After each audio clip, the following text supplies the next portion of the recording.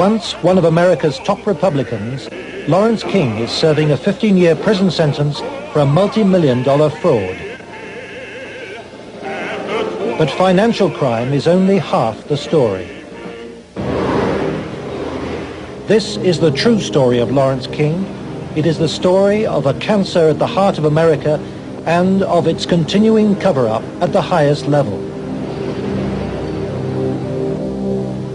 One man is attempting to uncover the full story. John DeCamp is among the most highly decorated Vietnam veterans. A former Republican state senator in Lincoln, Nebraska, he is now a lawyer fighting the legacy of Lawrence King's abuse of power.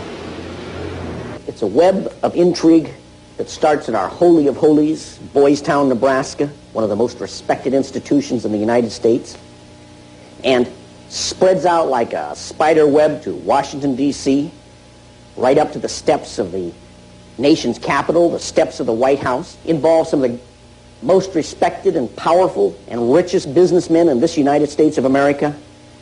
And the centerpiece of the entire web is the use of children for sex and drug dealing and drug couriers, the compromising of politicians, the compromising of businessmen, but worst of all, the corruption of key institutions of government that have the duty and responsibility to make sure these things never happen. For John DeCamp, the trail starts in a unique town just outside Omaha. World-famed Boys Town is in the news again. Made famous by an Oscar-winning film, Boys Town is America's favorite children's charity. It was founded in 1917 by a Catholic priest, Father Flanagan.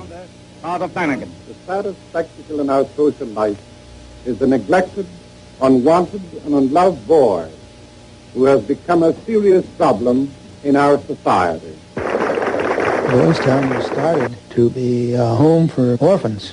That was after World War I. And since then, society has changed and the problems of boys have changed. And so now it's a question of taking care of homeless, abandoned, neglected, abused boys, and now girls also.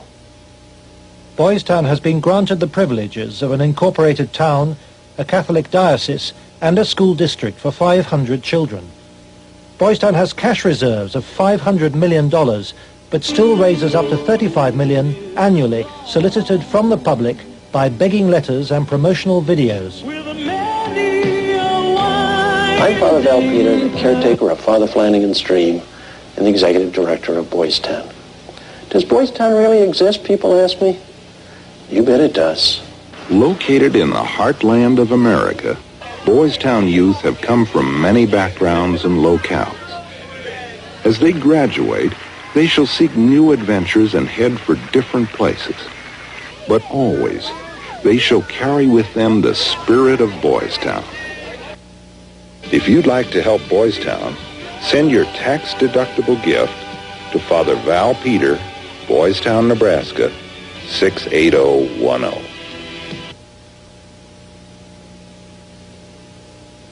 Boys Town, for me, was the first thing I ever heard of when you think of institutions that you respect. Believe it or not, I was there for a while when I was a young boy. When an institution like that gets contaminated, then you better, if you got any decency at all, do something about it or at least get it cleared up. John DeCamp lays the blame for the contamination of Boys Town on the one-time leader of the National Black Republican Council, Larry King. Larry King was the fastest rising black star in the entire Republican Party of the United States during all of the 1980s. And he was also one of the most evil individuals in this country in terms of being a dealer of children, in terms of being a thief, 40 million that they documented he stole, and in terms of using and compromising and corrupting one after another politicians.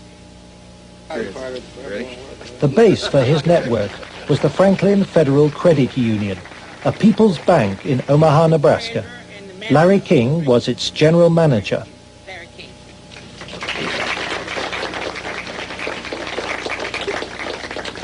Thank you.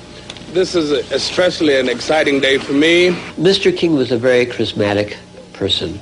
When he came to the credit union, he was brought in because the credit union was actually failing. He did everything to build the credit union. King courted the leaders of Omaha's wealthy business district. Banks, industry, and charities placed millions of dollars in King's hands. From 1979, Larry King developed close commercial ties to Boys Town, and Boys Town youngsters were sent to work for his companies. Boys Town had quite a few accounts at Franklin Credit Union. Those were considered very valuable accounts. They were handled exclusively by the bookkeeping department. But on the average of once a month or once every 2 months, we always seemed to incorporate a person from Boys Town. But King used Boys Town not just as a source of young boys for his business. He prostituted them at sex and drug orgies. Paul Benassi was a victim of King's abuse. He was also sent by King to lure Boys Town youngsters off campus. We used to just drive around and go up toward a home. That's when we used to do some of the scavenger hunts with picking up some of the kids. You know, just kind of win their confidence, become friends with them for a while. Start inviting them to the parties. The kids were 10 years old or older. In 1986, King's plundering of Boys Town was reported by staff to its chief executive, Father Val Peter. Subsequent testimony proves that he carried out his own investigation, but that King's victims refused to talk to him. Monsignor Hupp now blames himself for Boys Town's association with Larry King. Well, in retrospect, I regret having any association with Larry King. Had I known it at the time, it would never have happened. Could you understand why a very detailed report from a social worker employed at Boys Town, identifying children and identifying their alleged abusers, never saw the light of day? Nothing happened with that. No, I couldn't understand that, because had I known that, I wouldn't put up with that. But is that something like that happened? I don't know of it. Nebraska has a very clear statute that child abuse allegations should be reported to authorities. They shouldn't be reported to the principal of a school, director of a facility. They should be reported directly to either Child Protective Services or law enforcement. And so Larry King remained free to feed his pedophilic parties with child victims. But in 1988, a routine review brought King's involvement with Boys Town youth to the attention of Nebraska's State Foster Care Review Board.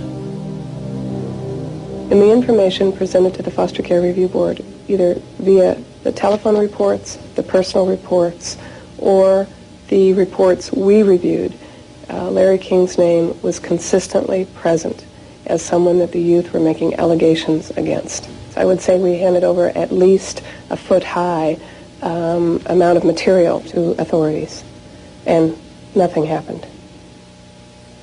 Omaha police now accept that Larry King may have been abusing children. Good morning, Roberta. Good morning, Steve. But its most senior officer claims the evidence was not conclusive. It is certainly possible that Mr. King was involved in illegal acts with children. If there was sufficient evidence of those types of allegations, he would have been prosecuted by the county attorney's office. For me, it was very clear that the case was not investigated and not pursued because of the alleged perpetrators. Those perpetrators, named by the children, were some of the richest and most influential citizens in positions of power in the state. Men prominent in industry, politics, the media, even the police. We can only name the ringleaders. Besides Larry King, they were department store millionaire Alan Baer and the celebrity columnist of Omaha's only newspaper, the World Herald, Peter Citron. With the judicial system apparently paralyzed, Larry King spent Franklin's money on courting political influence. $10 million went on jewelry, flowers, and private planes. He cultivated contacts in the inner circles of Ronald Reagan's White House. At his palatial homes, 3 in Omaha and 1 in Washington, D.C., he held extravagant parties for the influential and powerful. His lavish spending bought him a protected life. Larry King was constantly heralded, cheered, applauded in the news media as the great businessman that's helping the poor people, the black community of Omaha. But King's extravagance attracted the attention of the Internal Revenue Service. As a result, on April the 11th, 1988, the Franklin Credit Union was raided and closed by the FBI.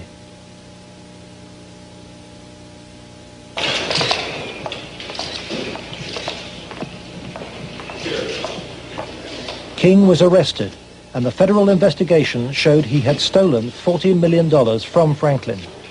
Documents we possess reveal the FBI interviewed many of the victims of Larry King's sex ring, but no action was taken. In November 1988, Nebraska's state government set up a parallel investigation into Larry King. A legislative committee was formed. Its chairman was the Republican head of Nebraska's Banking Committee, corn farmer and state senator Lawrence Schmidt. Immediately, anonymous threats began. I received a phone call on the floor of the legislature. The caller did not identify himself, but he said, "Lauren, you do not want to have an investigation of the Franklin Federal Credit Union." And I asked who I was speaking to, and they said, "That doesn't matter, but you shouldn't have that investigation." And I said, "Well, why not?" He said, "It will reach to the highest levels of the Republican Party." And we're both good Republicans. Undeterred, the committee began their investigations, and the money trail led quickly to the original allegations of child abuse. Carolyn Stitt was one of the first to testify. The night before we testified before the legislative committee, I did receive a phone call at home that said, "If you speak, you won't live to regret it." To protect the inquiry, Schmidt's committee hired special legal counsel and full-time professional investigators Gary Caradori and Karen Ormiston. I said, "We do not want you to bring to the committee rumors, innuendos, nothing that cannot be backed up with facts." I said, "Bring to the committee that which we can take to a prosecutor." The investigators found new victims of King's pedophile network, many on the streets of Omaha. The picture they built up was of a large ring of rich and powerful pedophiles, many named the same men as those involved with the Boys Town cases 3 years earlier. They were telling us about prominent people in Omaha and elsewhere that were abusing children at parties. The prominent citizens' names that originally came up were of concern to me because I knew many of those individuals, and I, very frankly, was shocked to have those names show up on the list. To provide the committee with hard evidence, the investigators recorded their new witnesses on videotape. Paul Bonassi had been the victim of abuse since he was 8. He was present at many of Larry King's sex parties. Caradori traced him to the county jail. He had been convicted of fondling his young cousin. Who are some of these people that would come to these parties? Players from Peter Citron most of the time. He didn't seem like he was like other people. Media personality Peter Citron procured some of his victims from Boys Town. The kids he liked were mainly around the age of probably about 8 and 13. It was mainly fondling and oral sex with them. He did have some anal sex, but he usually did that with the older kids. The parties involved ever more sadistic abuse. Whenever you were tied up, was there anybody else present other than you, Peter Citron? Yes. Who was that? It was Alan Bear sometimes. Millionaire Alan Bear hosted parties for a large number of sadistic pedophiles. Paul Benassi suffered at their hands. Okay? Yeah. They tied me up and had some other kids perform sex on me. They hitting me and they burned me some cigarettes. Okay. Just take a deep breath now.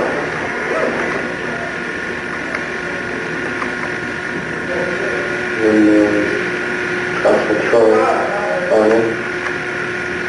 Troy Bonner would tie you up?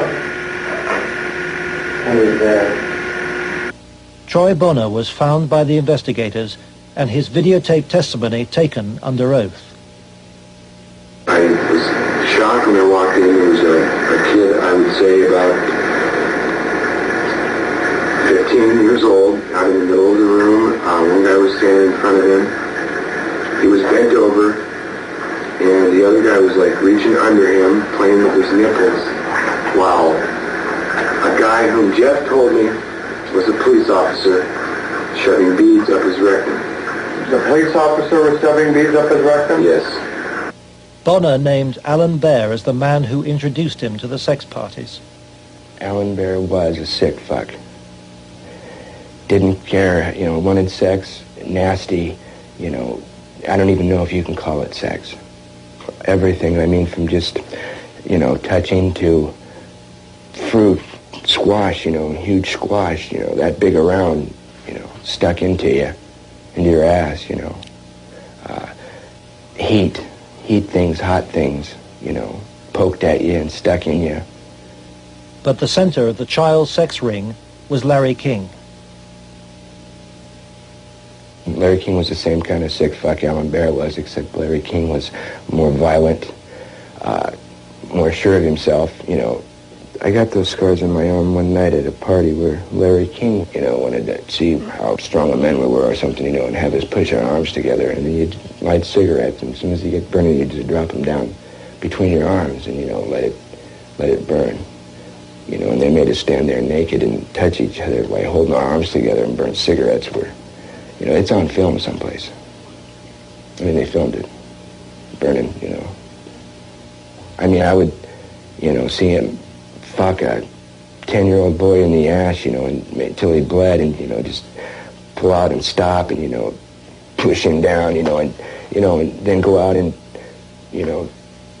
meet with decent people. King would also provide underage girls for abuse. Alicia Owen told the investigators she was 15 when she attended her first party, introduced by a Boys Town boy. Caridori discovered her in jail where she was serving a sentence for passing bad checks. I met some guys there that were from Boys Town, and it was at that party that I met Larry King. At the time that I met Larry King, I did not know that he was Larry King. I had met him. It was the first time I'd ever met him. Larry King and Alan Bear frequently hosted the child sex parties in penthouse apartments at the Twin Towers luxury block in Omaha. A lot of it was me handcuffed with my hands behind my head and my feet tied and doing different things. What do you mean? Sometimes there'd be a guy straddling over my face. Okay. Most of the time, Larry King took pictures quite a bit during that time. I know it's difficult. I don't know. Okay. Well, I think I could have said no. Okay. But I don't know. Okay. And Alicia, you're a victim. And with a young age, let's go off camera for a minute. We were appalled. Appalled. I don't even know if it comes across on the video, the way it came across to us in person. It was incredible. It's incredible what these kids went through, I think. Larry King was also here. He came in and we drank and did cocaine. I didn't do much. He turned me on to it, Larry King did. Drugs was a strong part of how they got control of some of the kids, because that's what some of the kids were there to get. They would do the sexual acts and then be provided with cocaine or whatever type of drug they wanted. Heroin, you know, I don't know, but that was my drug of choice, you know. Till this day, I remain an addict, you know. And those of us that didn't like to be involved and didn't want to be involved were threatened. Oh, so and who would do these threatening remarks? Larry King. Do you think Larry King personally did? I mean, I think he did. And when they threatened, you know, that I can go find somebody that will kill you, or that will kill your family, he didn't tell anybody. Larry King was, I would say, the center of transporting the children around the country. The airplanes were usually in his name, at least in his name. They were paid for by Larry King. We met them in Pasadena. Met who in Pasadena? We met, Larry King was there. There was 3 boys that I had seen at one of the receptions at the French Cafe were there. And I'm almost positive they were Boys Town boys. Almost positive. They were there. You mean graduates of Boys Town or present? I think they were present because they were young. Well, how would they get away for a long period? I have no idea. Okay. Boys Town came up frequently during the investigation, but we found it very difficult to get information about Boys Town. I was not able to find any information on my visit there, and Mr. Caradori could not get information either. Boys Town today remains unwilling to discuss its involvement with Larry King. We were banned from filming at Boys Town, and its public affairs officer refused any interviews. I would have to give you a flat no. I'm just going to tell you at this point that we will not participate with you. We have no interest in talking to you folks. It's something that we don't even care to delve into.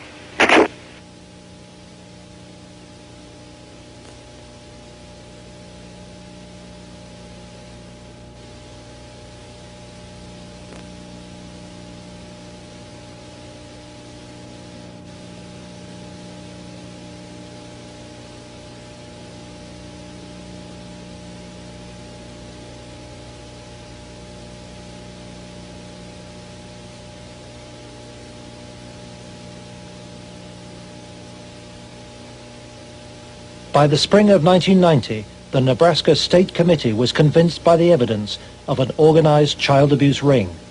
Its chairman, Lawrence Schmidt, sought the advice of his lawyer, John DeCamp. On his advice, Schmidt turned over all the sworn evidence to the FBI. But immediately, the videotape testimony was leaked to a hostile local media. The media immediately started discrediting the witnesses. They were, the witnesses came across in the media, in the Omaha World Herald, especially, as the criminals. The last 3 victim witnesses were demolished by the press, particularly the Omaha World Herald. The paper never looked for information that would support any of the allegations. The whole purpose of the stories was to destroy any credibility that these youth may have. I've heard that people said that Gary Caradori coached me and that he told me what to say, but the fact was I didn't meet Gary Caradori until way after I'd already talked to the Omaha police about the abuse and had named all the same people. Paul Benassi maintains that neither the FBI nor the Omaha police took his allegations seriously. And they didn't ask me very much about Larry King or even Alan Bear at all. They treated the allegations that I made about the people who abused me almost like a joke. The stories were of such significance that the investigators first wanted to prove the accuracy of the stories.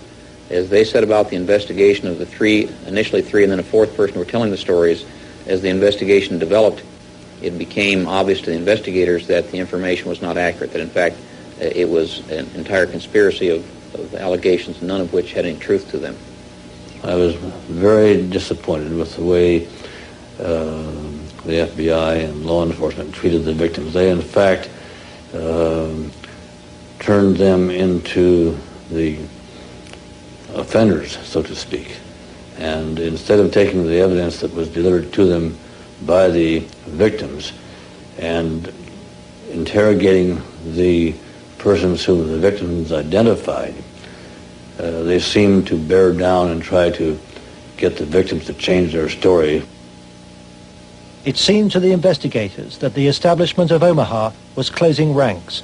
Then Troy Bonner was brought in for questioning by the FBI. The FBI's attitude was, just no, these kind of things don't happen.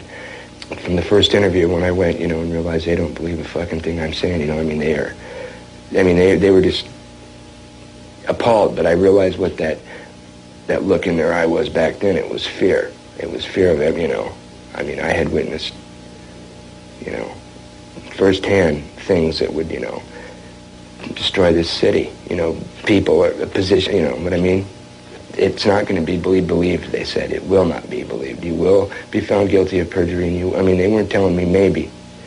They were saying, there's no way. You go on with this story, you're going to jail. That was said to me direct.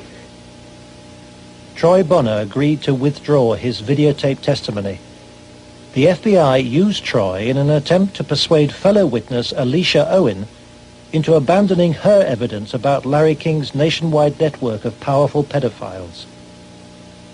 We have obtained the recording of the phone call made by the FBI on March the 9th, 1990.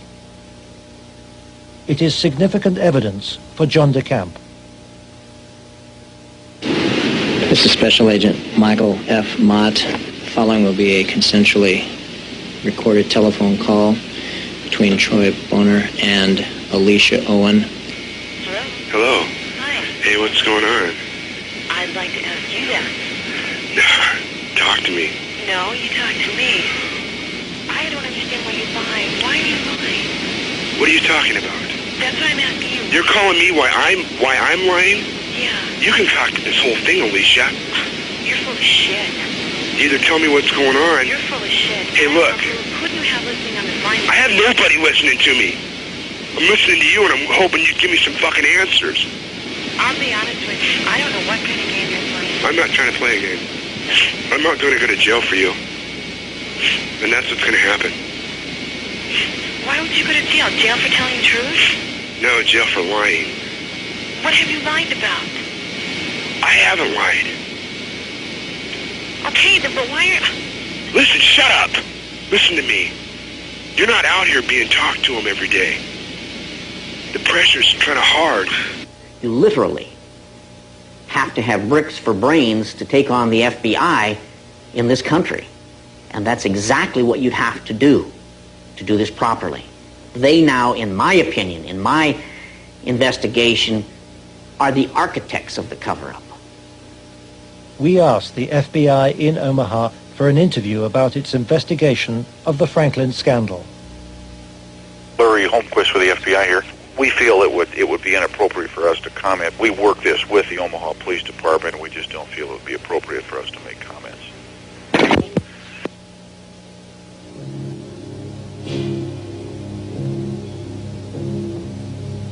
As the investigators sought out new witnesses, they found themselves under constant threat.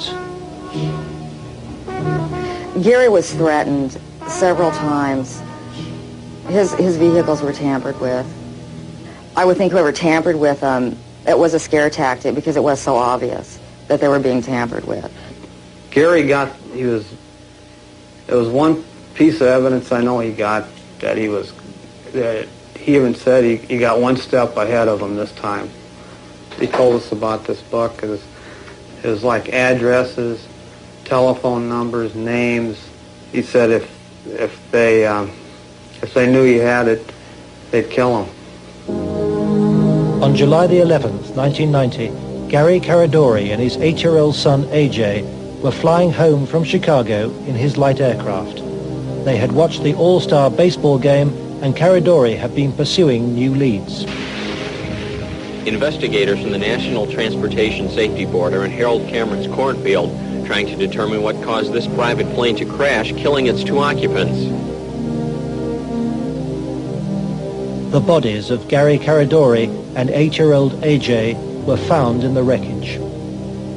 National Transportation Safety Board investigators say wreckage from the crash is apparently strewn over a 3/4 to 1 mile long stretch in this field.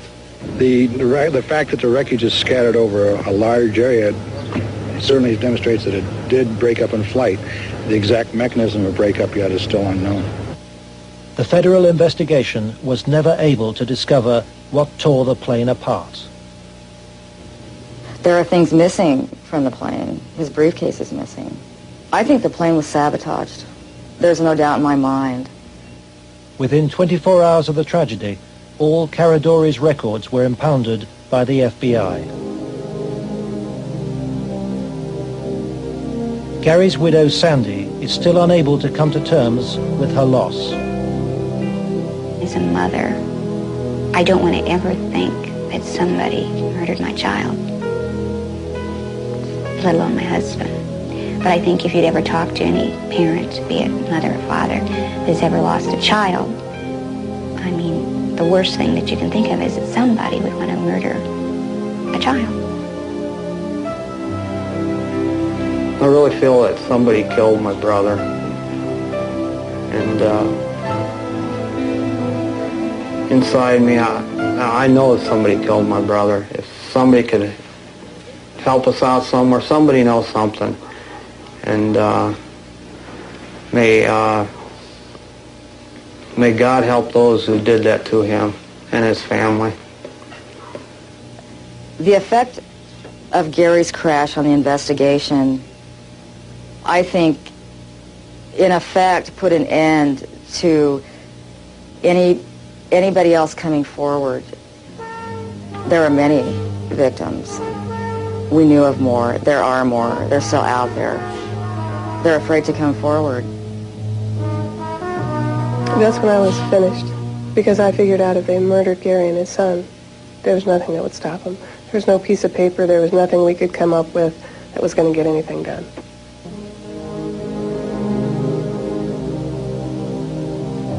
But Gary Caradori's death pricked Troy Bonner's conscience. He promised Sandy that he would tell Senator Schmidt's committee about the FBI's pressure which led him to lie. I set the record straight. I was, going to do it. And would, the truth would come out, and somebody would be held accountable for his death. And then at the funeral I had seen, FBI guys, and they looked at me. I was supposed to meet Senator Labetz and Schmidt for lunch after the funeral. And, that's when I decided, I told my mom, we're not going to do the lunch. We're going to hightail it out of Lincoln now. Troy Bonner claims that pressure from the FBI and with the assistance of the county attorney's office in Omaha led him to swear a new statement claiming that he and Alicia Owen had concocted the entire child abuse story. He told this story to the grand jury formed to bring any charges. On July the 23rd, 1990, the grand jury issued a bizarre and contradictory report. It indicted Larry King for fraud and embezzlement and ruled that he had paid young men for sex, but dismissed allegations about his sex ring. It indicted Alan Baer for the serious offense of pandering for sex, but rejected evidence linking him to King or to Citron, whom it noted had been convicted of separate child molestation charges. It accepted that Troy, Alicia, and Paul Bonassi had been abused, but not by the people they identified. And for refusing to withdraw her evidence, it charged Alicia Owen with perjury.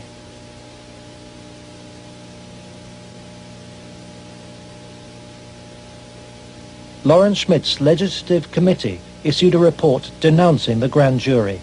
Schmidt acknowledges that the system failed both the victims and him. I had, I think, as distinguished a record as anyone could put together in 24 years. I was told that would be curtailed, and it was. I was told I'd have financial problems, and I did. The message was not lost on most politicians in Nebraska. I think the message that was delivered was, if any legislative committee ever tries to conduct a thorough investigation again, the same thing will happen.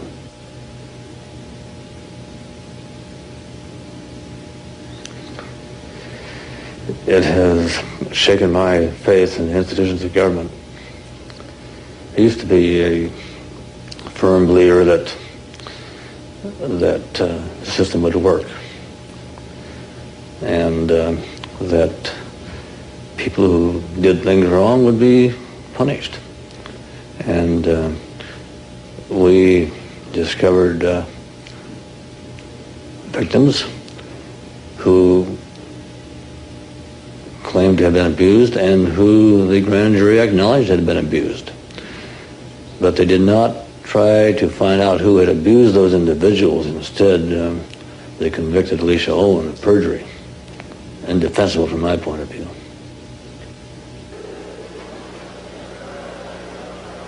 The trial took place in July 1991. Troy Bonner testified that the child abuse story had been an invention. As a result, Alicia Owen was sentenced to between 9 and 25 years in prison.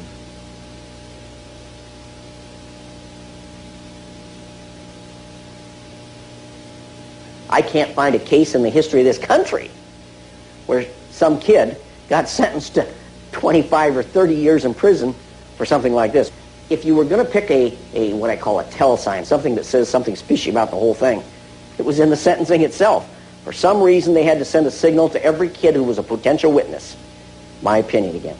A signal so loud and clear, if you dare to come forward, if you dare to talk, watch what happens.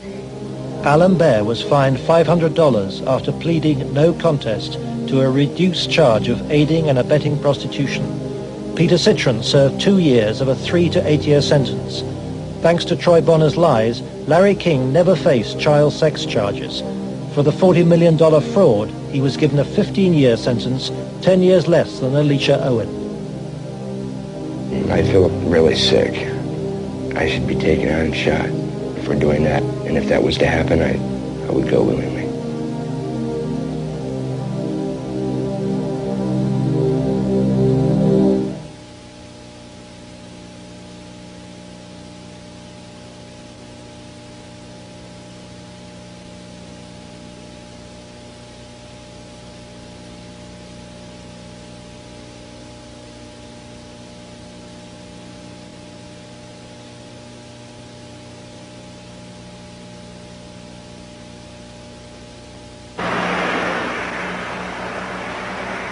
John DeCamp, former state senator and Vietnam veteran, is now the only man fighting to help Larry King's victims.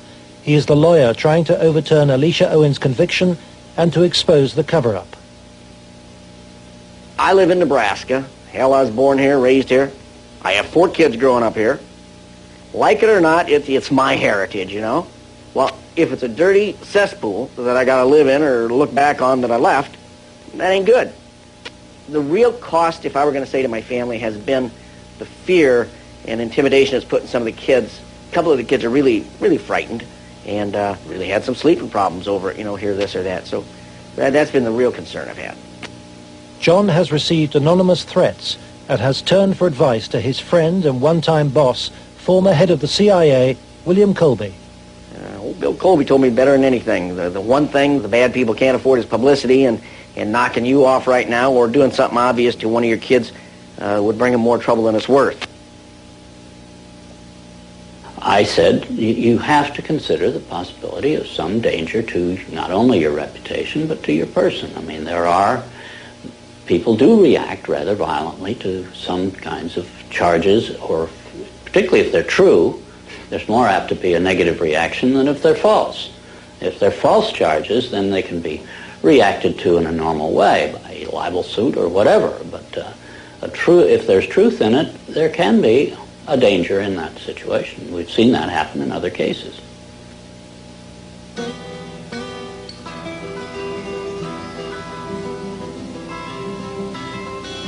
John arranges to meet Troy Bonner, the young man he sees as the key to the cover-up. He's in great danger. The reason is he carries the secret, so to speak. He served his purpose for the FBI and others by committing the lies that put the seal on the cover-up.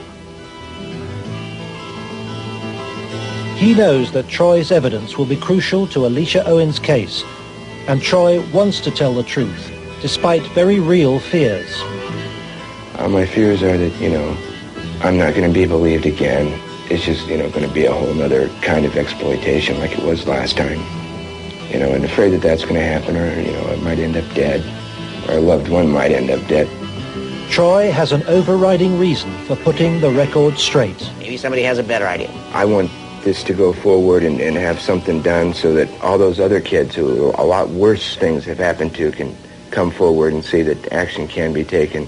You have to, if you want to protect yourself and your life and your family's life, both now and particularly in the future, is to use the institutions of government that have been set up to protect you and make them work. That means you go into federal court, you go after the people that have done this cover-up, and you expose it so there's no longer any percentage on their part in eliminating you because the secret's out. Yeah, that's why we're here today, to let it out.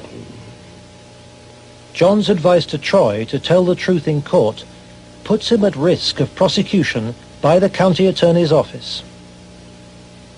Potentially, they could decide to charge him with perjury, because now he is telling that they forced me to lie. I did lie at Alicia's trial. I did lie before the grand jury. I did it because the authorities were forcing me to do it, and I was scared for my family.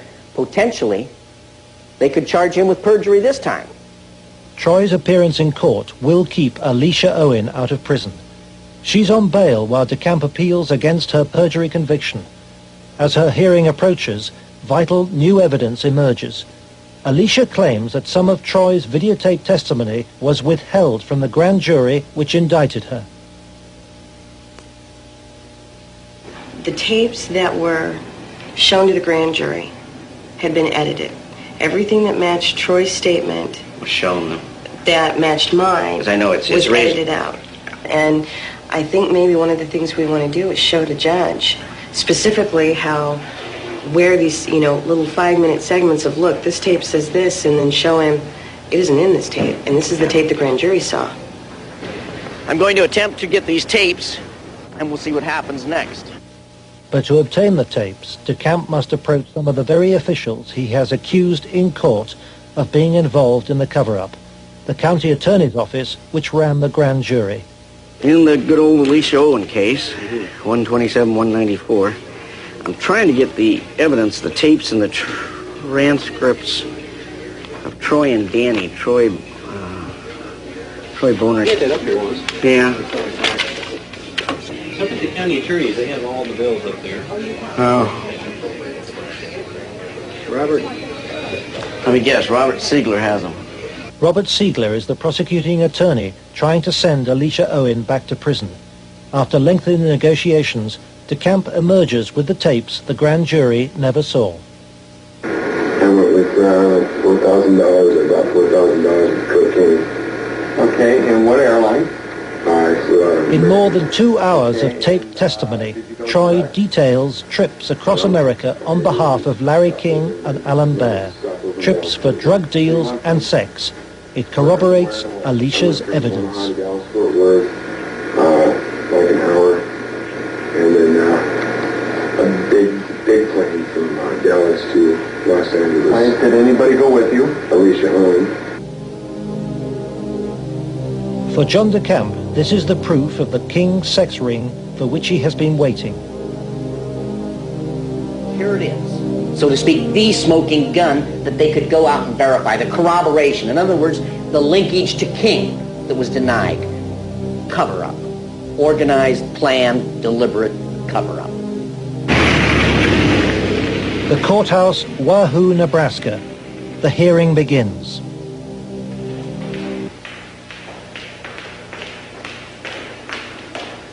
Alicia Owen is ready to testify. So is Paul Bonassi. But there is no sign of Troy Bonner.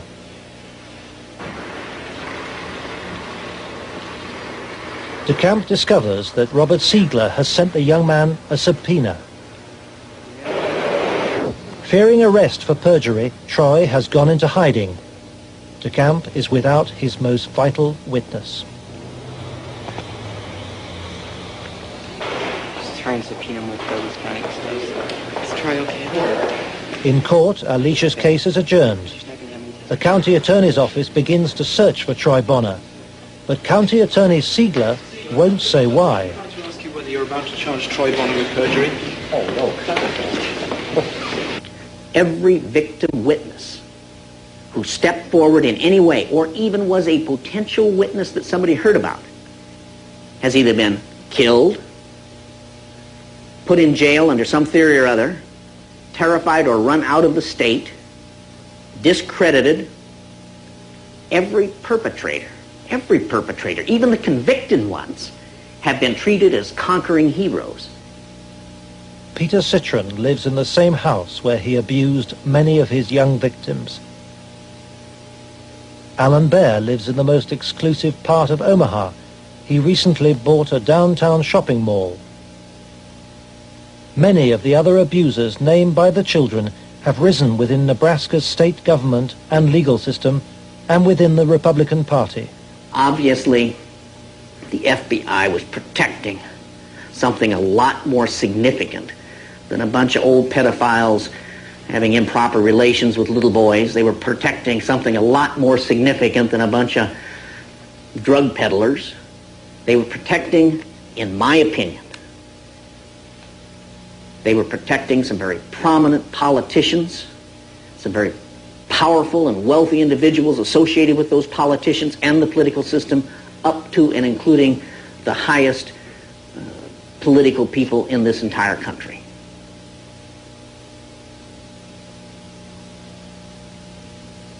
In search of the men who protected Larry King, John DeCamp goes to Washington to investigate King's connections in the Republican Party and on Capitol Hill.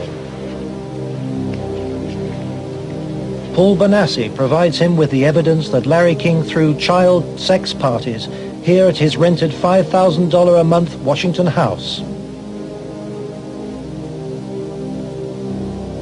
I was about 14, about 1981. At first it was about 3 or 4 times the first year. After that it was about once a month. Some of the parties, when they started off, were straight political type parties with no sex.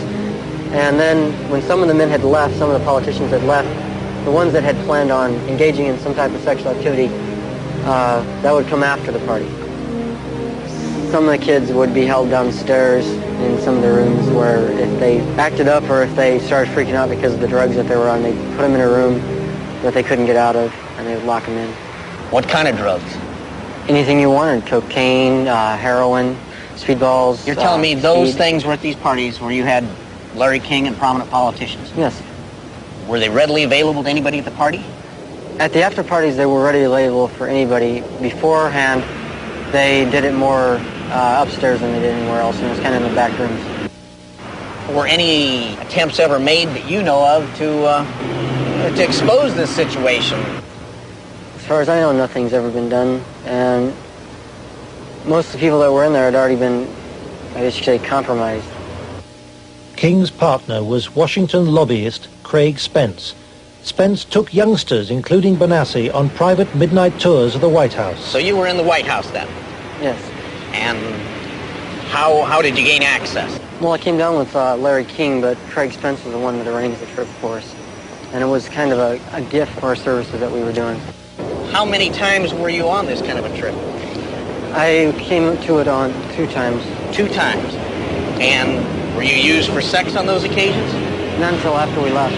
After you left the White House? Yeah. What time of night? It was usually around midnight.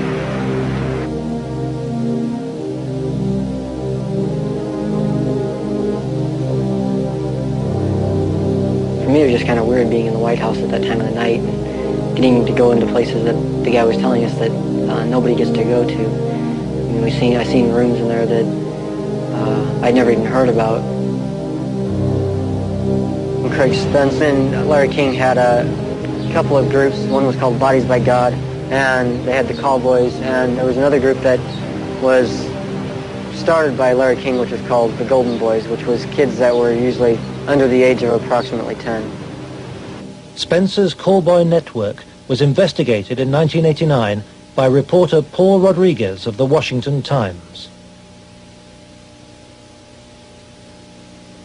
We had uncovered a series of allegations from some minors, and it led me to a callboy operation.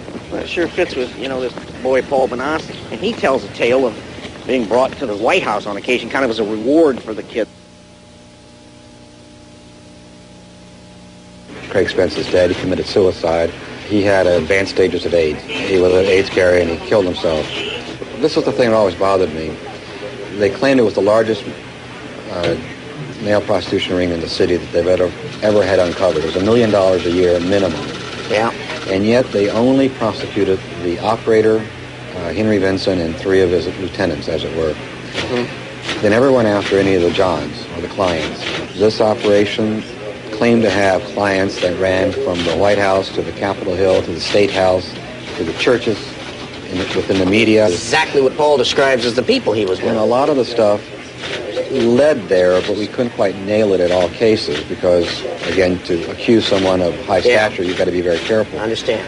We were able to do it through the mother lode was provided us credit card receipts and canceled checks, and then lists of the clients. The prosecutors knew all this stuff. There was approximately 20,000 documents they had. They sealed the entire record by court order. And we've attempted on several occasions to unseal that, and we've been told it'll be a cold day in hell before those records ever get unsealed. And it makes me wonder what's in those records. Yeah.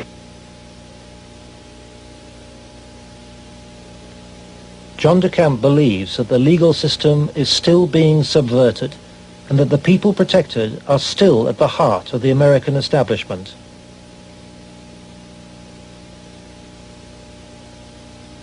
He hopes that this program will expose a serious miscarriage of justice, but the opposition is formidable. It's beyond belief that arguably the most powerful person in the world, the President of the United States, in the form of Richard Nixon, could not prevent the investigation of Watergate, or that President Reagan could not prevent the investigation of Iran-Contra. And yet somehow this group of unnamed, unknown, anonymous individuals in Omaha, Nebraska have such power they can control and protect all of these people from being investigated. Those allegations are ridiculous. Well, first of all, Nixon did cover up Watergate. Number one. Bush did cover up Iran-Contra, at least officially. And Omaha has successfully covered up this situation. In each case, it was the press that exposed the problem. It wasn't institutions of government. They had been corrupted. They had been compromised. They were the ones doing the cover-up. The Attorney General is now involved. DeCamp's evidence has been passed by William Colby to a senior lawyer in the Justice Department. He did say that the Attorney General's office would be very sensitive to any charges of abuse of children, that this was a matter of considerable priority to the department, that this sort of thing not take place, and that they would assign an officer to look into the case. For John DeCamp, the story of Larry King's corrupt empire holds a dire warning for all America. If you can control about 3 or 4 key elements, you can totally own a state. You can make right wrong. You can make truth falsehood, falsehood truth. If you control the media, if you control the Justice Department, if you control the police, you own the system.